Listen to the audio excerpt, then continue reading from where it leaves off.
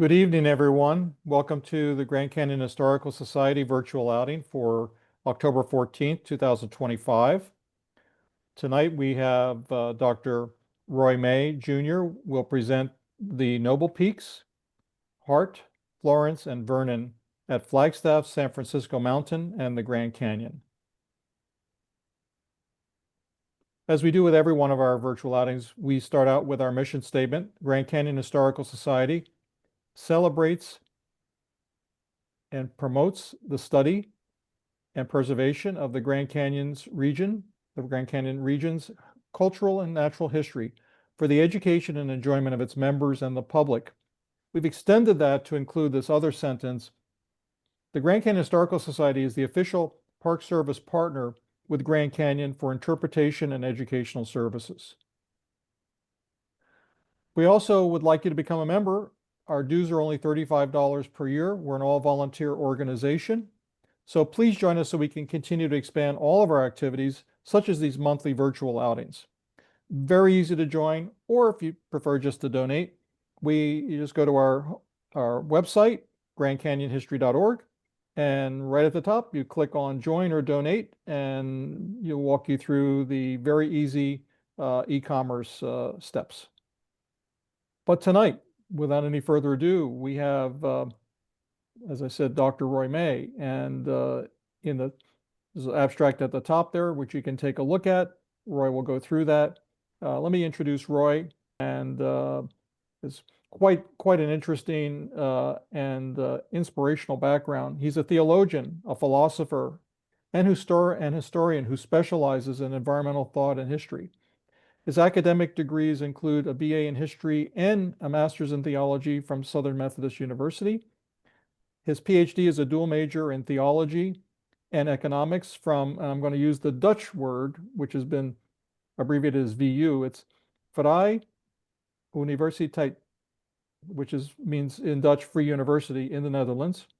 Roy lives in Flagstaff. So I'm going to stop my screen and let Roy take it from here. As the title indicates, back in the Noble Peaks, suggests that there's something important about a mountain.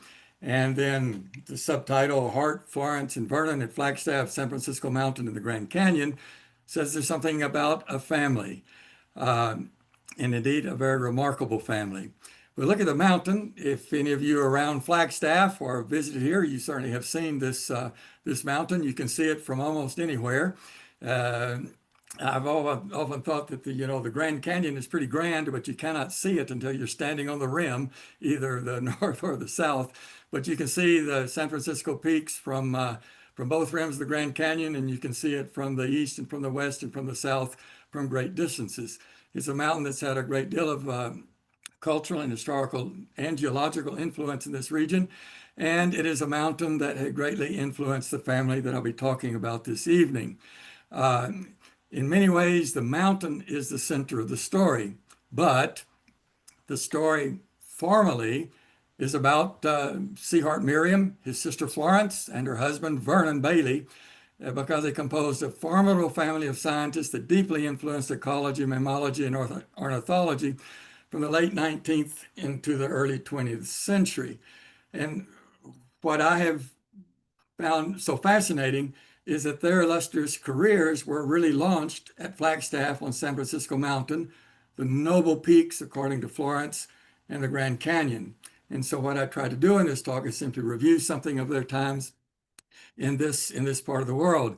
Many of you might have heard of C. Hart Merriam, Florence Merriam Bailey, and Vernon Bailey. At one time in the history of the United States, they were very well known. But through the years, it seems that they have been largely forgotten, names only occasionally coming up. As part of my research, I would ask people, have you heard of C. Hart Merriam, for example? And frequently I got this sort of blank look, and people would say no. Then I would ask them about Florence, and I haven't heard of her at all. And Vernon Bailey, no idea. Although I did talk with a river guide once, not too long ago, and asked him about Vernon Bailey. Said he hadn't heard of Vernon Bailey, but he knew that there were a lot of mammals whose Latin name ended with Bailey, Well, that's the Vernon Bailey. But anyway, I want to talk about these people this evening and share with you something of their rather fascinating and interesting lives and their influence on natural history. So who are these people? What was the relationship to San Francisco Mountain and the Grand Canyon? Well, I've already mentioned C. Hart Merriam. Uh, Merriam was the chief of the Bureau of Biological Survey between 1886 and 1910. He was actually the founder of the Biological Survey. At the time it was founded, it was called the Division of Economic Ornithology, and it was founded largely because of the American Ornithological Union was concerned about the status of birds, the relationship of birds to economic concerns, and they were wanting to systematize increasingly and research about birds. And so they were able to establish within the Department of Agriculture this division. And Hart Merriam took it over with great enthusiasm. It was something that was very meaningful to him, as he had been very interested in biological surveys for many, many years. And this gave him the official space that he could actually do something. He became very well known as a co-founder of the American Ornithologist Union. He was a co-founder of the National Geographic Society. He was a co-founder of the American Society of Mammalogy. At the same time, he was on a number of government commissions. He was on the government commission to establish place names, for example, and any number of other committees that came and went throughout his career, and he was very active in many of these. He probably, or is certainly best known as a discoverer of life zones, and really as the founder of ecology in the United States. So he had a rather illustrious career, and certainly became probably the foremost zoologist in the United States. Not that everybody agreed with him, but in academic circles, sometimes there are some authors, scientists that you have to cite whether you agree with them or not. Well, Merriam was one of those scientists that became an obligatory reference. But he's most famous for his San Francisco Mountain expedition of 1889. I frequently ask people if they've heard of life zones, and a lot of people say, yeah, they've heard of life zones. And if you look around at national parks and lots of other places, life zones are very present to help people understand the ecology, the relationships of different ecosystems, and therefore have a greater enjoyment of nature.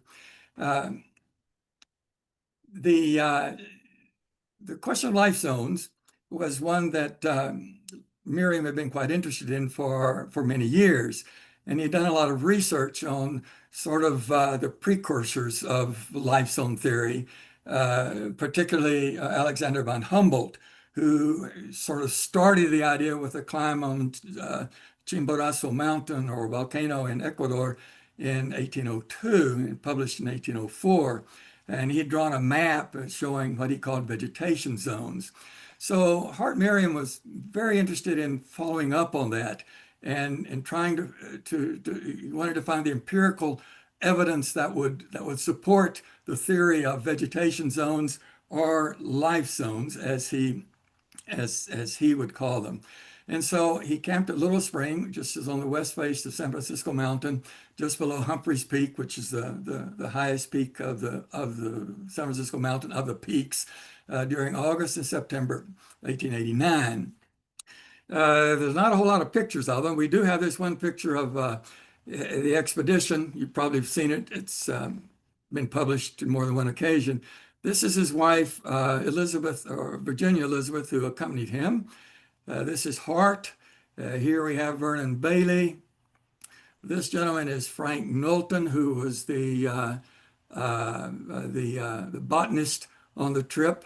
And this was Leonhard Steiniger, who was a herpetologist. These two gentlemen arrived at different times.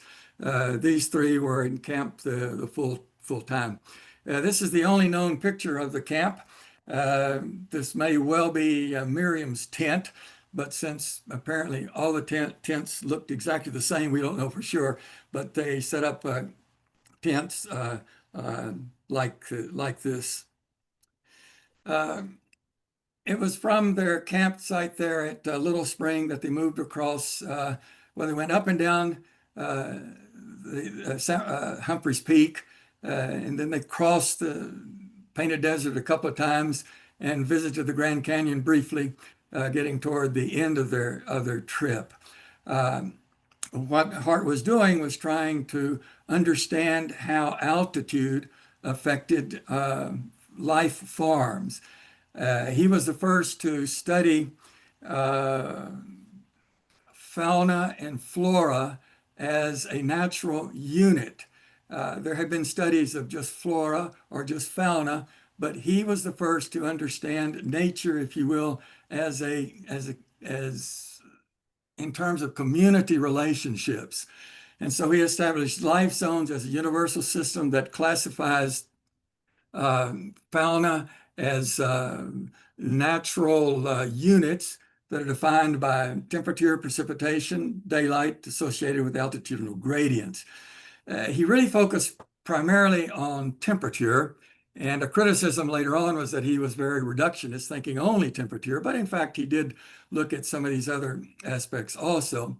And this whole concept of life zones, although it's been modified much in over the years, continues to be used in many parts of the world.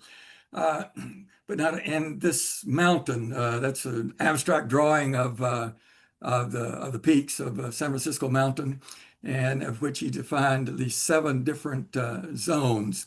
And so you could see this not only from the mountain became a proxy for all of North America. And as you go further north, it gets more like the top of the mountain. You go further south, it gets more like the bottom of the mountain. But as he worked on this, he also redefined the biogeographical origins of North American flora and fauna by reorienting the accepted life areas that were based on a horizontal axis to a vertical axis. He says life came to North America from the south and from the north. One of the results of this work was the production of what he called the life zones of the United States. Some of you might note that this has a lot of similarity to hardiness zones that are still used today. Well, hardiness zones are based on Merriam's life zones. And the life zone research method became the first standard ecological research method. It was used widely for over 50 years. And as I said, it was criticized later, but everyone has recognized the pioneering importance of Merriam's work, and he effectively established ecology in the United States. And so really it's San Francisco Mountain, or the peaks, is right in the very center of the establishment of ecology as a science in the United States. Now, his chief assistant for many years was Vernon Bailey. Vernon Bailey was the chief field naturalist of the Biological Survey. He was a man who grew up on a farm, mostly in Minnesota. Had very little formal education. I'm not sure he ever really finished high school. He did try to do a semester or two at the University of Michigan, but he wasn't very successful in academics. But early on, he became Merriam's chief assistant. He was the survey's first field agent. Merriam hired him without ever having met him because he had a correspondence with him, helping him name animals, and he recognized absolute genius in the man in his ability to trap and understand especially small mammals. And Bailey, during his 45-year career, conducted numerous biological surveys. One of his most famous was his biological survey of Texas that he did in 1904, I believe. But he did them in many places in the western part of the United States. He was widely recognized as a pioneering mammologist, and interesting for this particular story, he married Florence Merriam in 1899. Nobody's real sure just how that relationship occurred, and the marriage was sort of just announced. But in that way, Vernon became an official part of the Merriam family. He was a renowned specimen collector. He seemed to have an uncanny ability to trap specimens. He loved to invent traps to collect specimens. And as part of his job, he killed hundreds of animals for specimens and to eliminate predators, especially wolves. That was standard policy of the Biological Survey and is mandated by Congress. However, he became a defender of the wolves, and he became very much opposed to killing of animals. He invented a live trap to capture animals alive and move them to new areas rather than killing them. I found this page that he says, you note the photographs there of a couple of trapped wolves, a big gray wolf in the snow caught and held in two number 2 steel traps, feet frozen, but no less painful.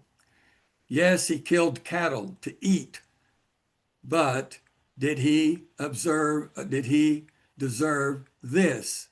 A big wolf in a number 4 steel trap. In fact, he loved animals. And in his home in Washington, D.C., he had a menagerie of wild animals of different kinds at different times. And he was famous for having kept a pet bat in his breast pocket of his suit that he loved to take out and show people. Now we have Florence Augusta Merriam, then Bailey. She early on became a leading ornithologist, nature writer, and conservationist. While she was still in college, Smith College, she became an active conservationist. She established an Audubon chapter. She got all the women to quit wearing feathers in their hats.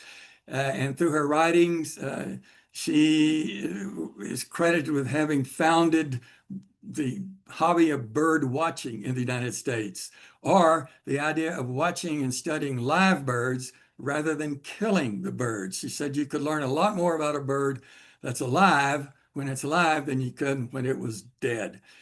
She was a prolific writer. One of her famous popular books is A Birding on a Bronco. I believe that was 1896 she came out. There were observations for riding a horse and watching birds. Or like her Handbook of Western Birds, United States, published in 1902, which became a standard reference for ornithological reference for the birds of the western part of the United States. It went through, I think, about 4 editions until well into the 1930s. She certainly was an acclaimed ornithologist. She was the first woman member of the American Ornithologists Union. She was the first woman to be elected fellow of the AOU. She received an honorary doctorate from the University of New Mexico, and she was the winner of the AOU's Brewster Award for her book, The Birds of New Mexico. It was published in 1928, which continues to be a standard reference for the birds of New Mexico, the image there. She was clearly an outdoors woman and a Victorian lady. In many ways, she might be called a first world feminist because she really did not like a lot of the imposed social norms for women. She broke a lot of them, and yet she also was very capable of living up to all of those norms. What she truly loved was camping. And she was an accomplished horseback rider. She drove horse-drawn wagons. And as one of her memorialists said, and as the title of her biography states, she was no tenderfoot. She loved being in the outdoors. Here she is camping in the Guadalupe Mountains in 1904. You can see her there with her still in full skirts. However, previous to this time, she was already wearing bloomers for riding horses, and she soon went into culottes. And as you'll see in a moment, she found trousers to be the best clothing to wear in the countryside. But if she was very much of the outdoors type, she was also a gracious hostess in Washington, D.C. And Florence and Vernon were well known for the dinner parties that they gave. However, there were no alcoholic beverages, and neither coffee nor tea, but they would serve you hot water. So interesting people, if you will, but apparently they were certainly widely respected, greatly appreciated by many people. One of the interesting aspects of Florence also was that she was quite a social activist, not just a scientist. She was a social worker concerned for, according to her words, starvation wage working girls in New York City. And she volunteered at different times in Grace Dodge women's clubs in New York City and Chicago House and Hull House, which were, as all of you have heard, places that were a refuge for needy people, particularly needy women.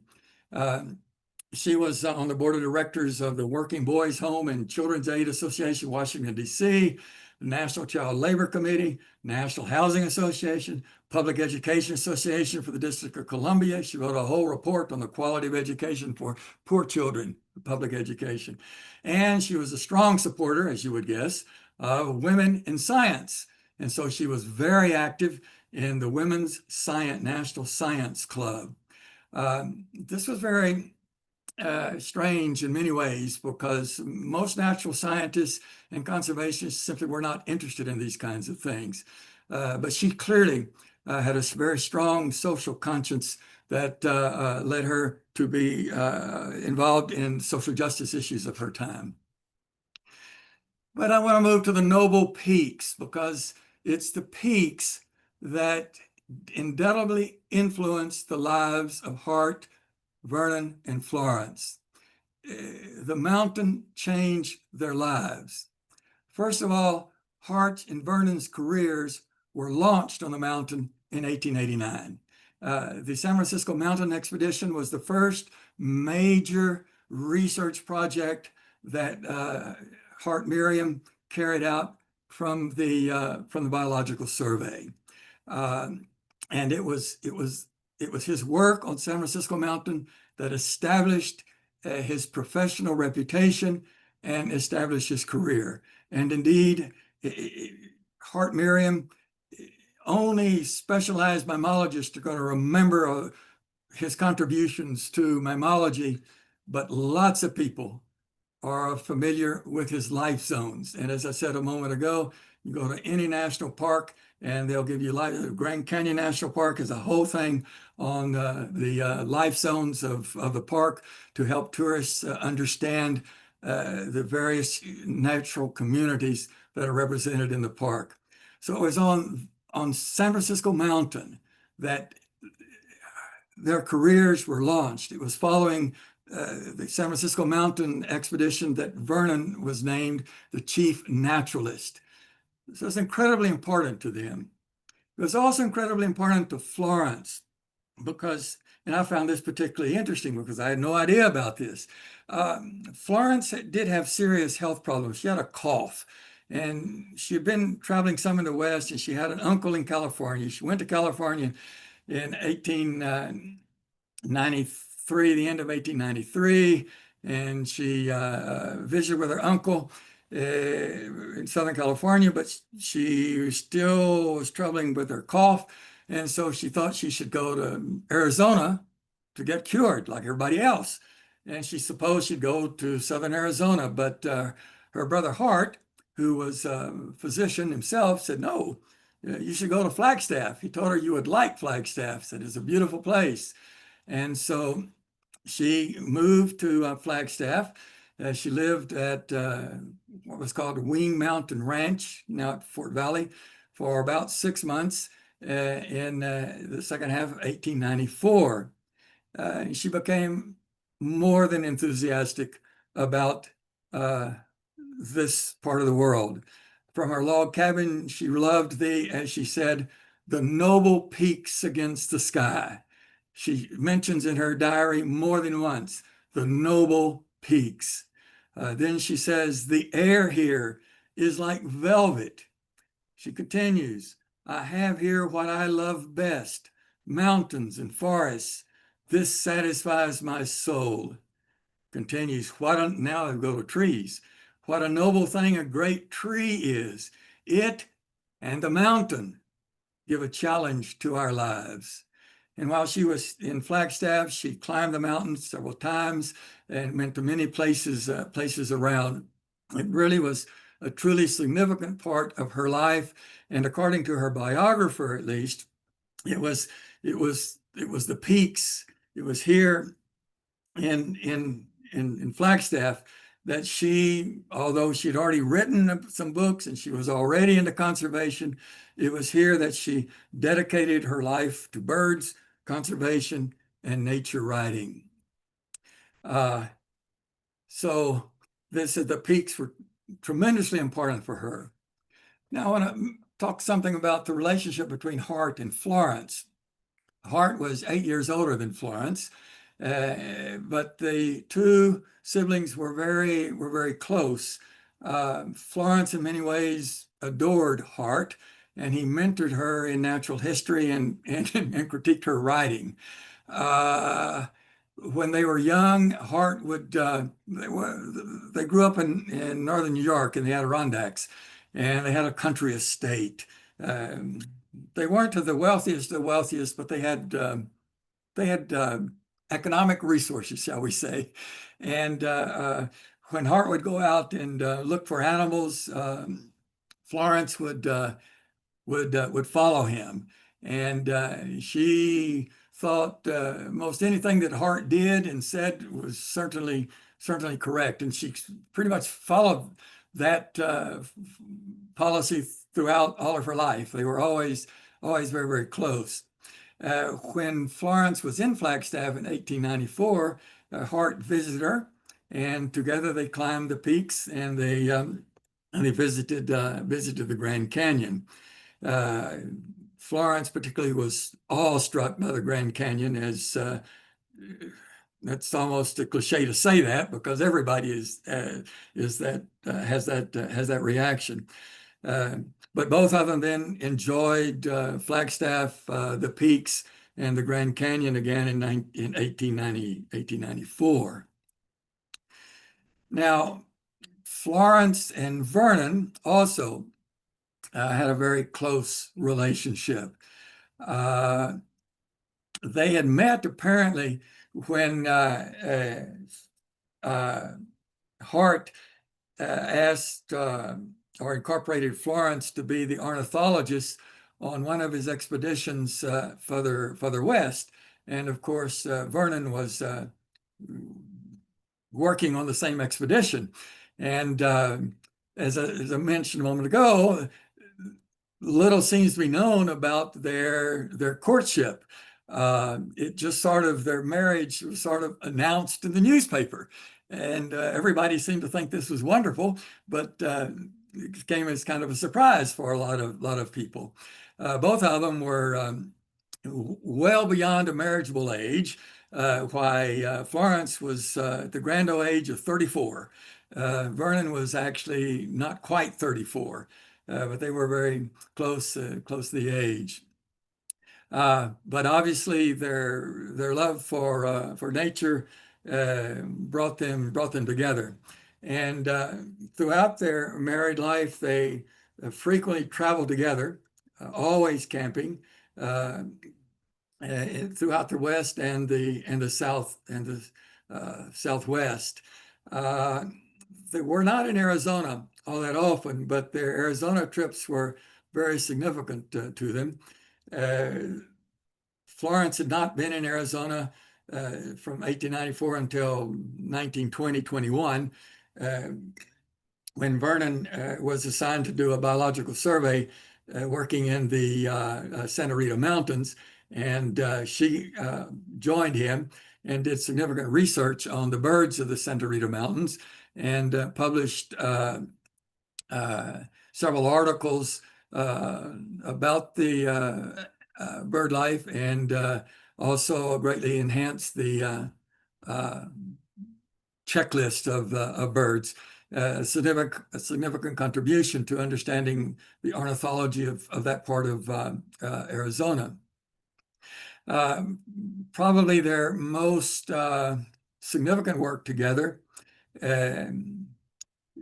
well, maybe they did do a study together of Glacier National Park, and that was published more of a popular article that they did.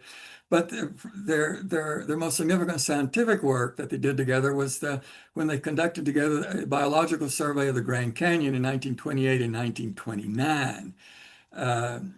Actually, that was done in a couple of parts. Vernon came in 1928 and did a lot of his field work then, and then they continued for a couple of 3 months then in 1929 and worked together. That's when Florence studied the birds of the Grand Canyon.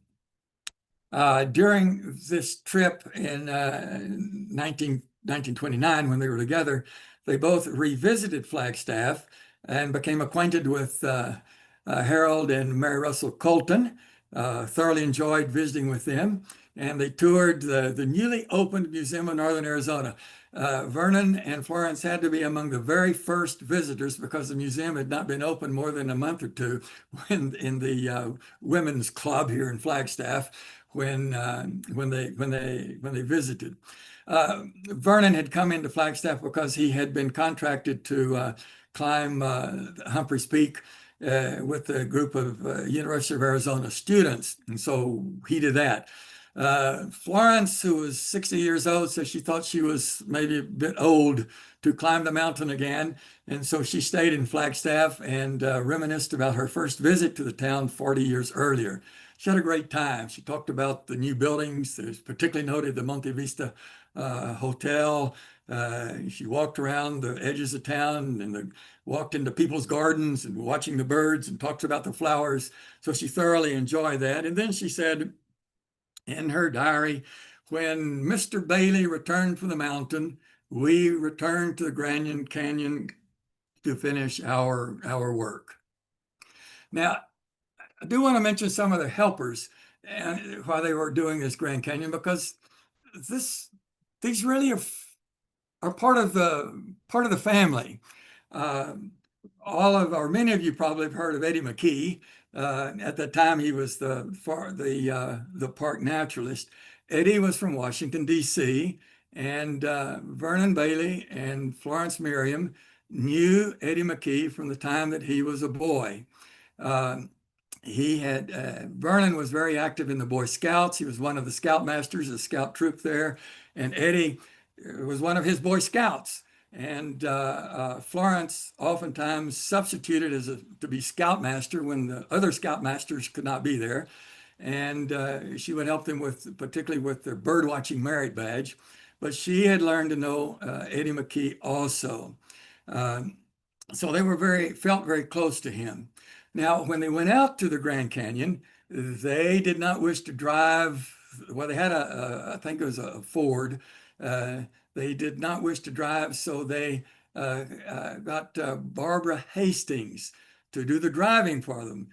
Barbara was known to the family. She had done work for Hart Merriam, and so she was a friend of the family, and quite interested in nature herself. I think she had a degree like in agricultural chemistry or something like that, but she wasn't working in her field. But she liked the opportunity to go out west to the Grand Canyon. So she drove them out to the Grand Canyon. However, Vernon and Florence had an ulterior motive of this, not just to have someone to drive them out there. Florence and Vernon thought that Barbara would make the perfect wife for Eddie McKee. And so they were pushing to get those two together and sought every opportunity for them to know each other. Vernon and Florence were absolutely correct. Within 6 months, Eddie and Barbara were married. And so they were really not biologically, but were considered part of the Merriam Bailey family. We know a lot about the fantastic scientific work that Eddie did. We know less about Barbara, but Barbara was and certainly on this expedition was a key member of the expedition. She made the arrangements, many of the logistic arrangements. She was Vernon's right-hand helper throughout the expedition, and she wrote a number of short articles about natural history that was published in Grand Canyon Notes. So she was quite a woman. I was quite impressed with her. I was disappointed that she married Eddie. I had fallen in love with her reading a little bit about her, but that was certainly a fantastic couple and very, very close to Vernon and Florence. Laura Mills also joined them. Laura Mills was a young budding ornithologist from Nevada, and she was genetically related to the family. She was Vernon Bailey's niece. Laura Mills had a long career in Nevada in public education. She was well known for fostering nature education. She apparently led many nature field trips. She also worked formally in natural history and collecting birds, working Natural History Association, Natural History Museum, and made wide contributions in the whole area of the natural history of Nevada. At one point, she was named the outstanding Nevadian of the year, and she is recognized in the Nevada Women's Hall of Fame. So whereas she did not have the same kind of national prominence that her uncle had, she certainly had prominence within the state as recognized. Her files are at the Churchill Museum in Fallon, Nevada, who graciously gave me this photograph. I need to mention another helper. That was Randolph Pat Jinks. He was a young man, not quite 20 years old, who was very interested in birds from the time he was a child. But as a high school student in Mesa, at the Mesa Ranch School, rather exclusive school for boys, he discovered C. Hart Merriam's report on life zones, so this study of the San Francisco mountains, and he was absolutely obsessed by it. He said it literally changed his life, and so he decided that on his own that he was going to do a study of the birds of the life zones of the Grand Canyon, or from the summit of San Francisco Peak, that is Humphreys Peak, to the bottom of the Grand Canyon.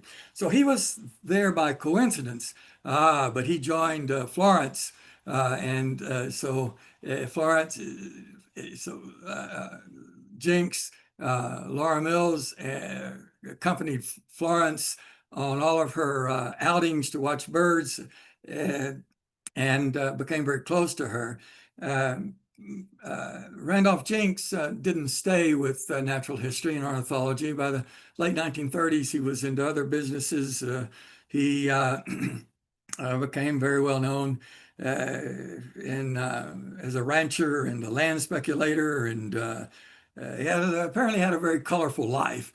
But one of the things that he mentioned until the time he died as a very elderly man in the early 2000s, 2003, something like that, he mentioned on more than one occasion how much he admired Florence Merriam Bailey and how important Florence had been in his own development and thinking.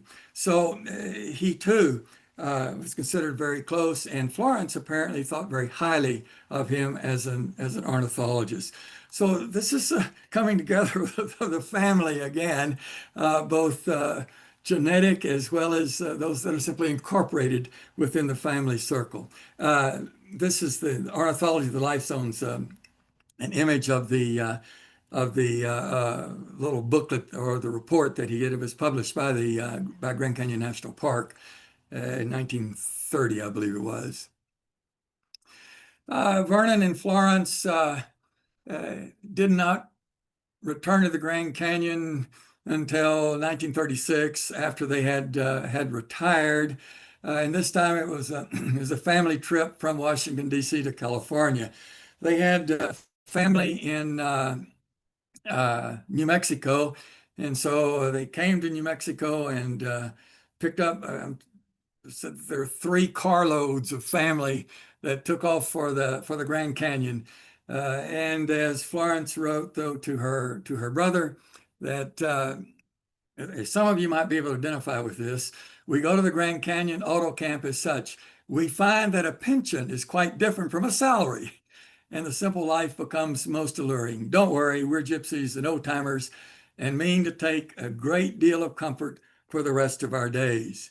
So again, one of the last places that they really visited, that they wanted to go to, was the Grand Canyon, and they most certainly passed through Flagstaff and saw again the noble peaks. Hart also returned to Flagstaff and the Grand Canyon several times, although probably not after 1911. As I just mentioned, in 1894, he visited Florence in Flagstaff, and together they climbed Humphreys Peak and they went to the Grand Canyon. Hart was back in Flagstaff in 1896. He was invited to be a speaker at the Flagstaff Summer Science Lecture Series. And then again, he climbed Humphreys Peak, and on that climb, he discovered the cork fir, which is now, I understand, it's the one he found is considered a subspecies, but at that time it was the first time for Western science. This is a photograph of him on the side of the mountain with the tree is considered the type tree for the cork fir. Hart came again to the Grand Canyon in 1903. This was on an AOU trip. Leading ornithologists and naturalists from the East Coast all joined together and on a series of train cars, the Santa Fe all the way to California for a meeting with the Cooper Ornithological Society. And although on that trip, Hart was almost only a tourist, and he had his family with him, but again, the Grand Canyon. He's reported to have visited the Grand Canyon in 1911, but I only found a reference to it in a book, but I found there was no documentation. And whatever, he might have returned to the Grand Canyon and Flagstaff and the peaks during his long retirement, but he never returned to the Grand Canyon. In retirement, Hart retired from the Biological Survey in 1910. And he moved largely to California. He received a lifetime annual stipend from Mrs. Edward H. Harriman. Mr. Harriman was of railroad fame, and Hart had organized a private expedition for him, and the Harriman family thought greatly of him. So he was given this lifetime annual stipend, which allowed Hart then to do what he wanted to do most at that time. He left pretty much zoology and became an ethnologist and spent the rest of his life studying, defending, and writing about Native Americans. Late in life, he was asked, "What is your most important contribution in life?" And he said, "My most important work is what I did to defend the Indians."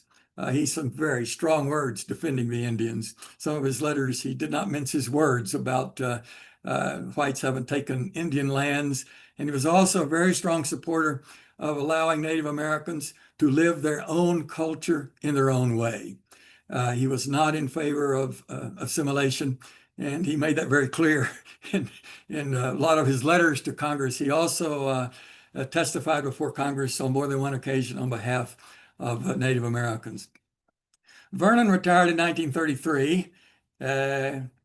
Shortly thereafter, 1935, he published an annotated checklist of the mammals of the Grand Canyon. He continued to invent humane traps, and his career is literally bracketed by San Francisco Mountain and the Grand Canyon, because, as I've indicated, he started his career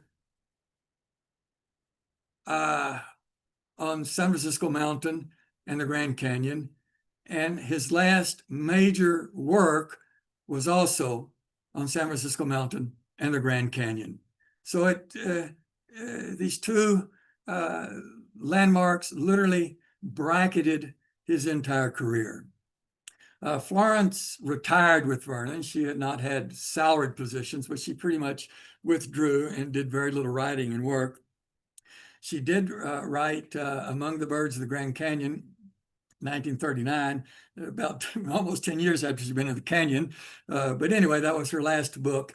And in many ways, her career is also bracketed by San Francisco Mountain and the Grand Canyon. The noble peaks and that great chasm had a great influence on her life, and it was sort of at the beginning, and it was also the closure. Images of her books, the birds among the birds of the Grand Canyon, is a lovely book, although the cover is not particularly exciting. It was a government publication. So in conclusion, simply point out again, San Francisco Mountain, the peaks, and the Grand Canyon were crucial to the professional development of Hart, Vernon, and Florence. They grew old, but the noble peaks and the canyon were always part of their lives. Hart died at the age of 86. Vernon died at the age of 81 in 1942. Florence died in 1948 at the age of 85. Certainly the loss of the two men that were so important to her lives must have been devastating for her in 1942.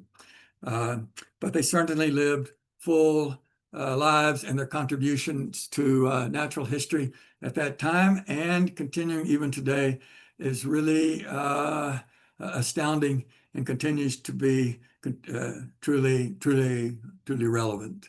Let me just, when I started my research on this, I knew very little about these people, and I have been greatly helped by a number of people and a number of archives. The photographs that I've used here have come from the American Heritage Center of the University of Wyoming, the Churchill Museum in Fallon, Nevada for Laura Mills. My wife took the picture of San Francisco Mountain. I took some pictures. The Smithsonian Institution provided photographs, special collections of the NAU Klein Library, University of North Texas Digital Library. If you want digital copies of historic documents, you should go to the Digital Library at the University of North Texas. My friend John Van Cat was more than gracious of lending me a photograph of Miriam's tent and Miriam on San Francisco Mountain. The Randolph Jinks family allowed the photo of Jinks. And of course, we all go to Wikimedia for the Wiki Commons for a number of photographs.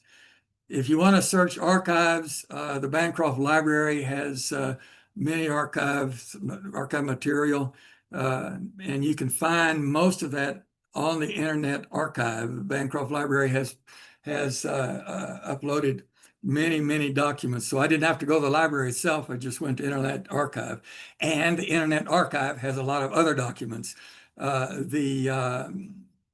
The field diaries of Vernon Bailey, for instance, are there on Internet Archive. And of course, the Smithsonian Institution and the Library of Congress have documents, and they graciously helped me out. There are 3 biographies of these people. The biography of Florence Merriam, Harriet Colfax, nobleman, tenderfoot, Florence Merriam Bailey, pioneer naturalist. David Schmidley wrote recently a biography, Vernon Bailey, Writings of a Field Naturalist on the Frontier, 2018. And Keir B. Sterling wrote The Last of the Naturalists, the Career of C. Hart Merriam. Unfortunately, it's pretty old, but those are resources that have served me very well. So I thank all of you, and if anyone has any questions or comments, I'll be more than glad to listen to them. Shall I stop sharing?